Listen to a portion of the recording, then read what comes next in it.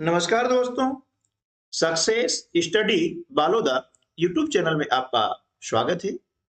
आज के इस वीडियो में हम उत्कृष्ट विद्यालय मॉडल स्कूल प्रवेश चयन परीक्षा, चेष्टा परीक्षा, NMMS आदि विभिन्न प्रतियोगी परीक्षाओं की तैयारी के लिए गणित के हम कुछ महत्वपूर्ण प्रश्न लेकर आए हैं, जिनकी हम चर्चा इस वीडियो में करने वाले हैं। तो आइए शुरू करते हैं हम आज का वीडियो।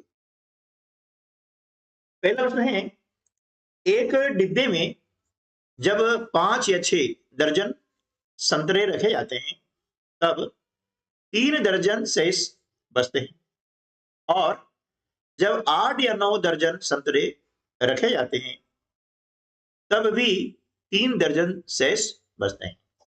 बताइए कि डिब्बे में कुल कितने दर्जन संतरों को रखा जाता है। ठीक है, अब यहां पर दो स्थितियां हैं। पहली स्थिति में क्या है कि उस डिब्बे में 5 या 6 संतरे रखें, ठीक है ना, तब भी 3 दर्जन संतरे शेष बचते हैं। इसी प्रकार से यदि डिब्बे में 8 या 9 दर्जन संतरे रखे जाते हैं, उस स्थिति में भी 3 दर्जन शेष बच जाते हैं। हमें बताना है कि डिब्बे में कुल कितने दर्जन संतरों को रखा जा सकता है। देखिए, इस प्रकार के प्रश्न आते हैं तो वे प्रश्न लघुत्तम समापवर्तीय विधि से हल किए जाते हैं। यहां पर हम क्या करेंगे, 5, 6, 8 और 9, ठीक है ना, 5, 6, 8 और 9, इनका हम एलसीएम यानी लघुत्तम समापवर्ती याद कर लेंगे, है ना। तरीका वही है कि सबसे पहले 2 का भाग लगाते हैं। यदि इन संख्याओं में किसी भी एक संख्या में भाग जाता है 2 का भाग लगाएंगे। जिन संख्याओं में 2 का पूरा भाग नहीं आता है उनको हम ऐसे ऐसे उतार लेंगे, ठीक है। जब तक 2 का भाग जाता है तब तक हम 2 का भाग लगाते हैं। 5 में 2 का पूरा भाग नहीं आ रहा है, इसलिए 5 उतार लिया है, 3 उतार लिया है, 2, इस प्रकार से, ठीक है ना। अब 2 से भाग लगाते हैं तो 2 एकम 2, है ना। अब 2 के बाद में 3 का भाग लगाएंगे। 5 में 3 का पूरा भाग नहीं आता है तो 5 के 5 उतार लिए अपन ने, 3 एकम 3, 3 तिया 9, ठीक है। अब यहाँ 3 का भाग लगाते हैं इस प्रकार से, ठीक है, 3 एकम 3। अभी हमने डिटेल समझा है, इसको हम क्या करेंगे, प्रैक्टिस के द्वारा बिल्कुल कम समय में हल कर सकते हैं, ठीक है ना।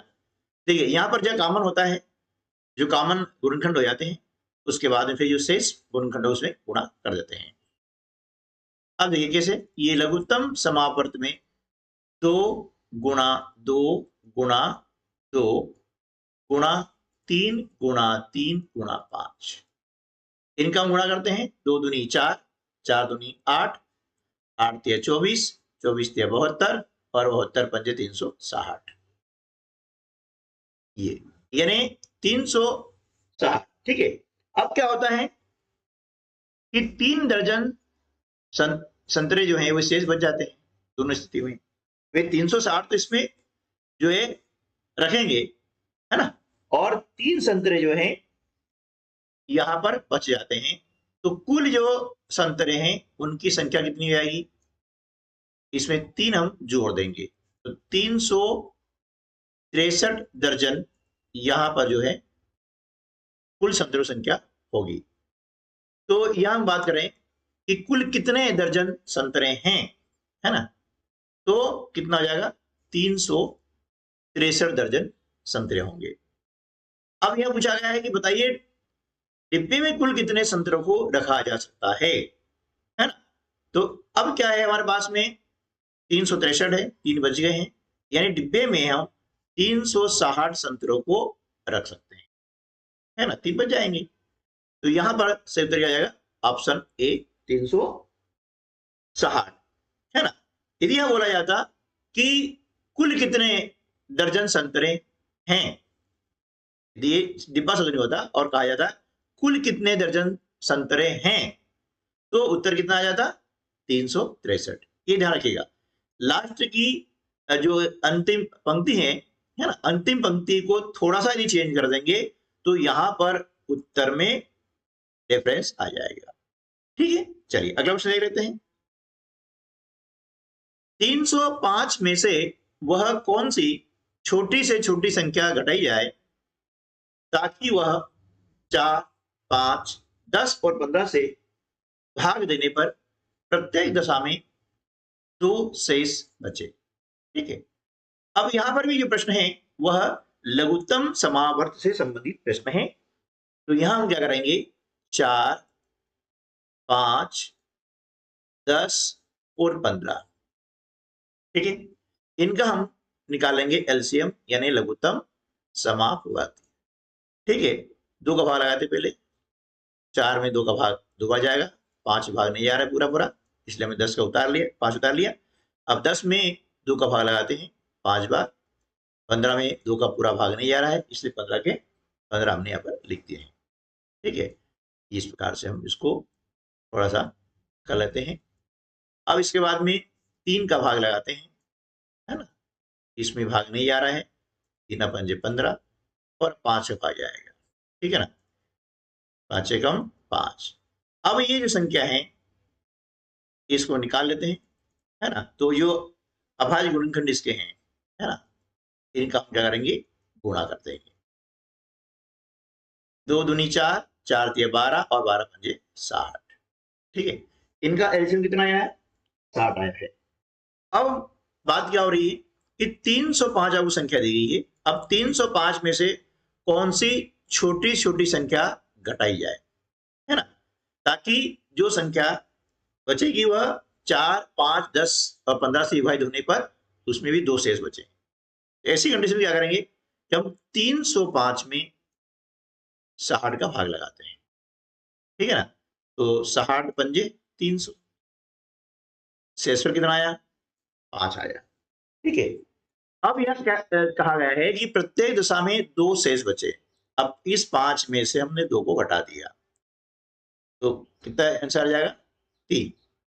यानी 305 में से हम 3 घटाएंगे तो क्या होगा कि 4, 5, 10 और 15 से वह संख्या विभाजित हो जाएगी और प्रत्येक दशा में 2 शेष बचेगा। इसलिए इस प्रश्न का सही उत्तर हो जाएगा विकल्प डी।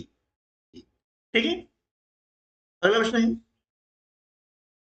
3 अंकों की बड़ी से बड़ी वह संख्या कौन सी है जो 35 से पूर्णतः विभाजित हो, है ना। तो दी 3 अंकों की बड़ी से बड़ी संख्या क्या होती है, 999। ठीक है, अब इसे हम क्या करेंगे, 35 से विभाजित करेंगे, यानी इसमें 35 का भाग लगाते हैं। तो 35 दूनी 70। ठीक है, इस प्रकार से भाग लाया। अब 35 अट्ठे होता है 280, है ना। अब 280 माइनस किया कितना बचा, 19। ठीक है, अब 19 से बचा हुआ है, इसे हम क्या करेंगे, 999 में से हम माइनस कर देंगे, कितना आ जाएगा, 980। ठीक है ना, यानी 980 वह संख्या है जिसे 35 से पूर्णतः विभाजित कर सकते हैं। तो विकल्प सी जो है इस प्रश्न का पूरा सही उत्तर हो जाएगा। अगला प्रश्न है, एक व्यक्ति 380 रुपए में एक वस्तु परचेस करता है, खरीदता है, और वह विक्रय मूल्य का 20% मरम्मत पर खर्च करता है। ठीक है ना, यानी क्रय मूल्य का नहीं, विक्रय मूल्य का 20% मरम्मत पर खर्च करता है, फिर भी उसे 20% का लाभ होता है, तो उस वस्तु का विक्रय मूल्य क्या होगा। ठीक है ना, अब देखिए, वैसे यदि यहां पर विक्रय मूल्य का 20% न होता मरम्मत के लिए तो प्रश्न अलग तरीके से हल होता। अब यहां पर सिर्फ एक शब्द यानी क्रय मूल्य के बजाय विक्रय मूल्य आ गया है, तो प्रश्न करने का थोड़ा तरीका भी चेंज हो जाएगा। इसको हम थोड़ा डिटेल में समझ लेते हैं। देखिए, मान लिया हमने कि विक्रय मूल्य x रुपया है ना। हमने क्या माना कि विक्रय मूल्य कितना है, x रुपया है। ठीक है ना। अब मरम्मत में खर्च कितना होगा, तो एक्स का 20%, है ना। ठीक है, एक्स का मतलब गुणा 20% यानी 20/100। ठीक है, 20 से कम 20 और 20 से बन 100, ये कितना हो गया, x/5 रुपया। ठीक है, ये हो गया मरम्मत पे खर्च। तो हम जानते हैं कि ये जो क्रय मूल्य होता है उसमें मरम्मत, ट्रांसपोर्टेशन, है ना, यानी बेचने योग्य बनाने के जो खर्चे होते हैं वे सारे उसमें क्रय मूल्य में जोड़े जाते हैं। ठीक है, तो यहां पर जो कुल क्रय मूल्य है वो कितना हो गया है, तो हम देखते हैं कुल क्रय मूल्य, यानी देखिए 380 में उस वस्तु को खरीदा था, ठीक है ना, कितने में खरीदा, 380 में, और उसकी मरम्मत पर जो है x/5 रुपया खर्च किया, इसमें जुड़ जाएगा, ये हो जाएगा x/5 रुपया, ये हो गया कुल क्रय मूल्य हो गया। अब देखिए लाभ कितना है, लाभ है 20%। कितना लाभ है, 20%। हम जानते हैं कि क्रय मूल्य में जब लाभ जोड़ा जाता है ना, तो क्या आएगा, विक्रय मूल्य। ठीक है, तो यहां पर हम देख लेते हैं कि क्रय मूल्य कितना है, क्रय मूल्य हमारा है 380, है ना, बड़ा कुछ नहीं मतलब एक है, धन x/5, ये क्रय मूल्य। अब इसमें हम क्या जोड़ेंगे, लाभ जोड़ेंगे, लाभ कितना होता है 20%। ठीक है ना, तो देखिए जो 100 रुपये वाली वस्तु है ना, वह कितने बची जाएगी, 120 में बची जाएगी। ठीक है ना, 100 वाली वस्तु कितने में बची जाएगी, 120 में बची जाएगी। तो यहां पर हम क्या करेंगे, गुणा कर देंगे 120/100। ठीक है, इससे क्या होगा कि ये जो राशि है यह 20% लाभ सहित हो जाएगी, यानी विक्रय मूल्य हो जाएगा, और विक्रय मूल्य हमने कितना माना हुआ है, x है, यह ले देंगे हम x। ठीक है, इसे काट देंगे, शून्य से शून्य कट गया, 2 से काटेंगे, 2 6 12, 2 पंजे 10। अब यहां पर क्या करेंगे कि 1 और 5 का हम निकालेंगे एलसीएम, ना कितना आता है 5, 1 का भाग लगाया 5 है, 5 बार जाएगा, अब 5 गुणा करेंगे 380 में, ये हो जाएगा 1900, धन 5 से कम 5, 1 गुना किया x में, x आ गया, गुणा क्या हो गया 6/5 बराबर x। ठीक है, चलिए अब इसको यहां पर हल कर लेते हैं। ठीक है ना, अब 6/5 से गुणा करेंगे तो क्या हो जाएगा, देखिए 1900 गुणा 6, ठीक है ना, धन अब 6 गुणा के x में तो हो जाएगा 6x। ठीक है, बटे 5 गुणा 5 में किया तो हो गया 25 बराबर कितना आ गया x। ठीक है ना, अब इनका हम करेंगे direct गुणा। ठीक है, 25 का गुणा हमने x में किया, कितना हो गया 25x बराबर। अब यहां पर हम देख रहे हैं कि 1900 गुणा 6, ठीक है ना, और धन आ रहा है 6x, तो समान राशि को हम क्या करेंगे, एक पक्ष में ले आते हैं, हो जाएगा 25x ऋण 6x बराबर, यहाँ गुणा करना आवश्यकता नहीं है, आगे कट जाएगा, इसलिए हम टाइम वेस्ट न करें। अब 25 में से 6 माइनस करते हैं तो आता है 19x बराबर, ठीक है ना, 1900 गुणित 6। अब यहाँ पर हो जाएगा x बराबर 1900 गुणा 6/19, 19 से 19 डिवाइड हो गया, है ना, ये शून्य ऐसे आ गया, यहाँ पर 100 गुणा किया 6 में, ये हो गया 600 रुपये, यानी उस वस्तु का विक्रय मूल्य कितना हो जाएगा, 600 रुपये हो जाएगा। कितना हो जाएगा, 600 रुपये। तो हमारा सही उत्तर हो जाएगा विकल्प ए। ठीक है, चलिए अगला प्रश्न देख लेते हैं। प्रश्न क्रमांक 5, निम्नलिखित में से कौन सा कथन असत्य है, कौन सा कथन असत्य है। आपको यहां पर 4 कथन दिए गए हैं, ठीक है ना।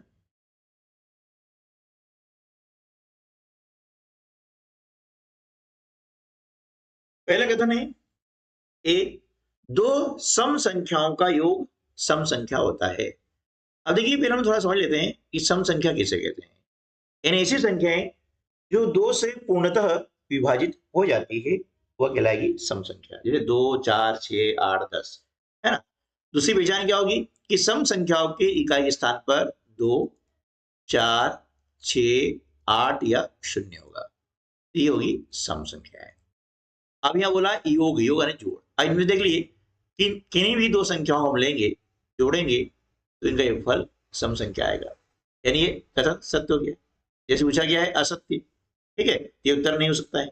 अगला है दो विषम संख्याओं का योग हमेशा सम संख्या होता है।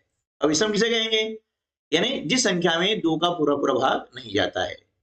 या फिर योग है कि किसी भी संख्या के यदि इकाई के स्थान पर 1, 3, 5, 7 या 9 आता है तो वह संख्या विषम संख्या होगी, ठीक है ना। तो अब यहां पर क्या बोला है, दो विषम संख्याओं का योग। अब इनमें से दो संख्या कोई सी उठा लीजिएगा, 1 लिया और 3 लिया, कितना हो गया 4। 4 क्या हो गई सम संख्या, ठीक है ना। तो दो विषम संख्याओं का योग हमेशा सम संख्या होता है। ये भी कथन सत्य है, ये उत्तर नहीं हो सकता है। अगला, दो विषम संख्याओं का गुणनफल सदैव सम संख्या होता है। आप देखें दो विषम संख्या लें कोई से भी, 3 और 5 ले लिया, मान लिया, गुणा किया, कितना आ गया 15 आ गया। 15 क्या हो गया विषम संख्या, क्योंकि इकाई स्थान पर 5 आया हुआ है, ठीक है ना। तो ये कथन सत्य नहीं है, ये कथन क्या है असत्य है। तो इस प्रश्न का ये उत्तर सही होगा, विकल्प सी। अब नीचे है सबसे छोटी प्राकृत संख्या 1 होती है, बिल्कुल सही है ना। सबसे छोटी प्राकृत संख्या 1 होती है, ये भी सही है, ठीक है दोस्तों। तो आज की वीडियो में बस इतना ही। मिलते हैं अगले वीडियो में, तब तक के लिए नमस्कार, जय हिंद।